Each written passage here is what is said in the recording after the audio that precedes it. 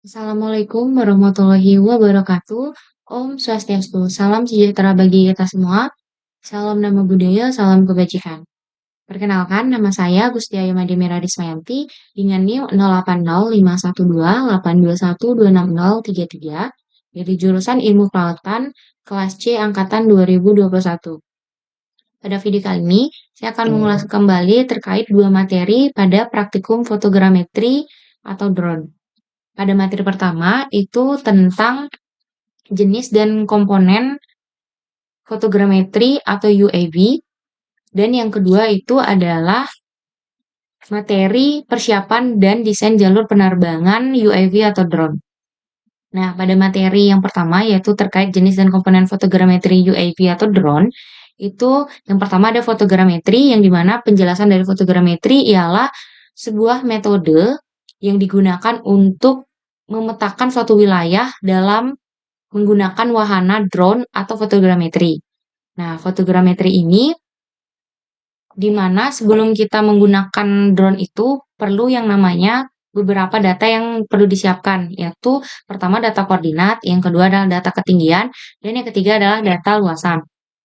Nah, jenis-jenis pesawat atau UAV atau pesawat tanpa awak itu dibagi menjadi dua. Yang pertama itu adalah menurut bentuk sayap, dan yang kedua adalah sumber energi. Nah, kalau bentuk sayap itu ada dua, yang pertama ada fixed wing dan rotary wings. Nah, fixed wing ini itu dibagi lagi, ada beberapa bagian, salah satunya adalah yang dimana pesawat vertical take off landing. Nah, pada bagian fixed wing ini, yang dimana baling-balingnya itu tidak dapat bergerak. Sedangkan kalau misalkan rotary wings itu baling-balingnya dapat bergerak. Nah, rotary wings ini juga dibagi lagi menjadi beberapa bagian, yaitu yang pertama ada monokopter, yang kedua ada dikopter, yang ketiga ada trikopter, yang keempat ada hexakopter, yang kelima ada quadcopter, dan yang keenam itu ada octocopter. Nah, sedangkan kalau misalkan pesawat menurut energinya itu ada dua. Yang pertama adalah combustion engine, yang dimana sumber tenaga pesawat itu menggunakan pembakaran bahan bakar cair, sedangkan yang kedua itu ada elektrik. Nah, pada drone itu ada beberapa bagian. Bagian yang ada pada drone itu ada 9, yaitu yang pertama itu ada yang namanya flight controller, yang dimana fungsinya itu sebagai mengatur kecepatan motor dari drone. Sedangkan yang kedua itu bagian motor, di mana pada drone itu terdapat masing-masing motor, kegunaannya adalah sebagai penggerak. Kemudian yang ketiga itu adalah propeller, di mana propeller itu digunakan atau fungsinya sebagai di atas motor itu, yang istilahnya tuh sebagai sayap dari si drone. Kemudian yang keempat itu ada electronic speed control atau ESC, yang dimana fungsinya itu sebagai mengatur kecepatan arah putaran. Yang kelima itu adalah frame. Frame itu adalah kerangka dari si drone. Yang keenam itu ada baterai, yang dimana baterai itu adalah sumber dari si drone itu. Yang ketujuh itu ada radio transmitter atau receiver. Nah, fungsinya itu sebagai remote kendali atau remote control. Yang kedelapan itu ada PDB atau Power Distribution Board, yang dimana fungsinya adalah mendistribusikan daya pada quadcopter dan menyediakan jalur yang lebih rapi. Sedangkan yang sembilan itu ada sensor, yang dimana fungsinya untuk mendeteksi adanya perubahan fisik maupun kimia. Nah, pada drone tentu ada yang namanya remote control. Nah, remote control itu ada beberapa bagiannya, yang dimana kurang lebih fungsinya itu adalah sebagai kontrol drone, yang dimana remote control drone ini itu akan dipegang oleh si pilot. Nah, kemudian materi yang kedua itu terkait persiapan dan desain jalur penerbangan UAV. Nah, pada persiapan dan desain jalur penerbangan UAV ini itu ada yang namanya software, yang dimana software itu tuh ada yang di website dan juga ada yang bisa diunduh. Tapi yang diunduh itu biasanya digunakan di gawai iPhone.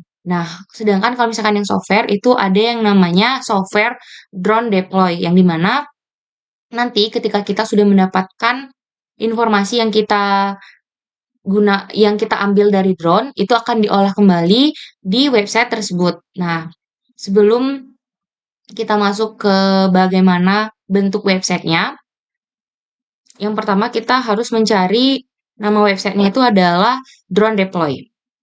Pertama kita buka Chrome,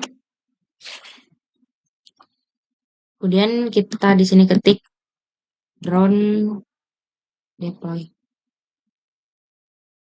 Nah, ini nama websitenya.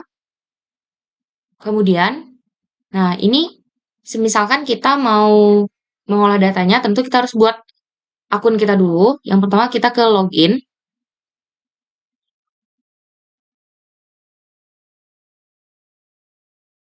Kemudian nanti kalau misalkan udah mau login, nanti ada beberapa data. Nah, di sini login menggunakan email boleh.